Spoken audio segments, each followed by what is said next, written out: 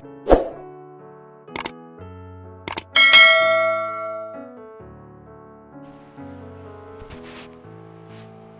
1.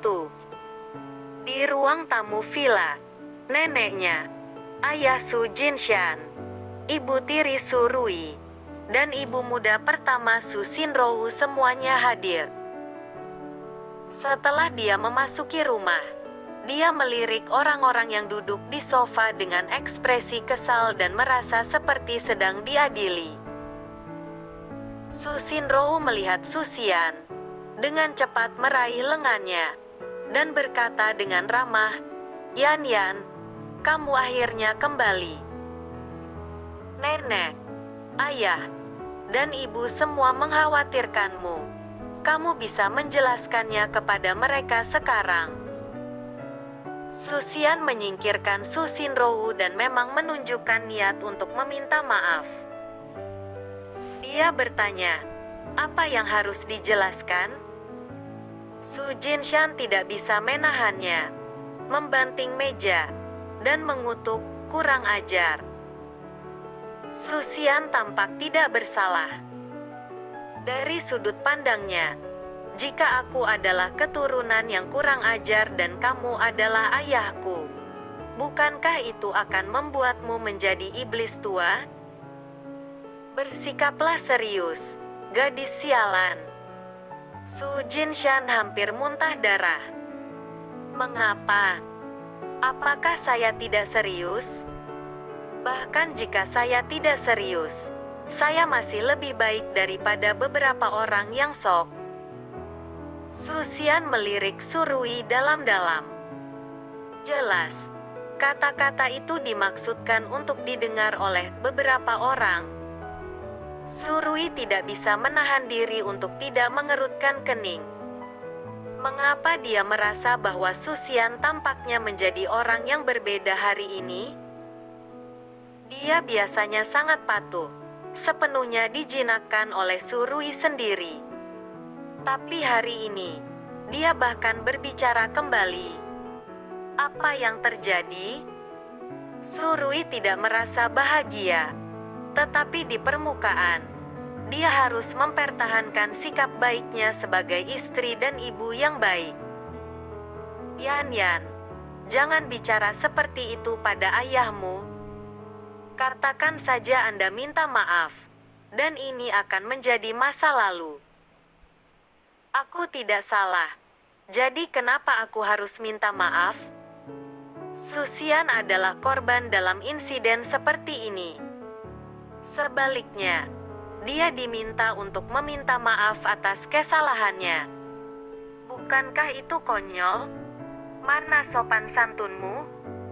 Jika kamu memiliki separuh perasaan yang dimiliki kakakmu, kamu tidak akan terlibat dalam skandal sebesar itu.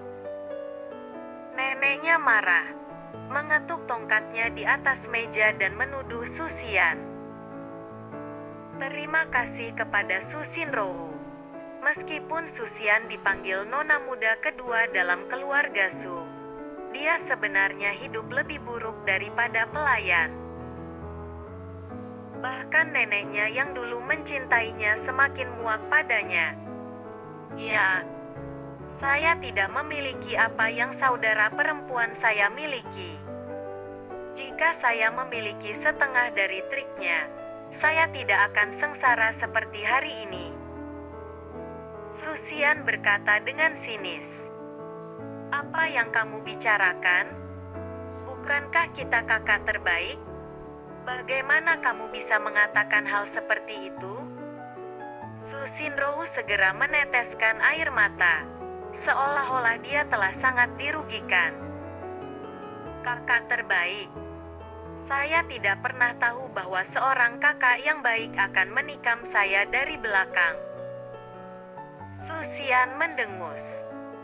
"Kakak, haruskah aku berterima kasih karena telah membantuku menjadi berita utama hari ini?" "Yan Yan, apa yang kamu bicarakan?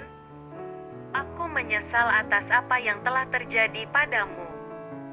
Su Xinrou menyeka air matanya dan berkata dengan nada peduli, "Jika Jika sebelumnya, Susian pasti akan mempercayainya, tetapi sekarang semuanya berbeda.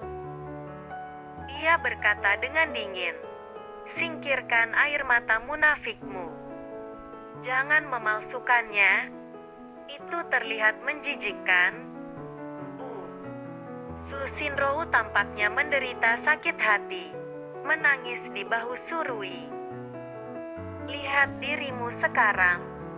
Kamu persis sama dengan ibumu yang tak tahu malu. Seperti ibu seperti anak." Neneknya marah. "Nenek, apakah itu akan membunuhmu untuk mengatakan yang sebenarnya? Jika ibu saya tidak tahu malu, lalu bagaimana Anda menggambarkan seseorang yang merayu suami seorang wanita, menjebak wanita itu, mendorongnya keluar, dan kemudian menggantikannya?" Susian mengangkat dagunya tinggi-tinggi dan bertanya dengan adil dan tegas. Surui tahu lebih baik dari siapapun bagaimana ibunya meninggal.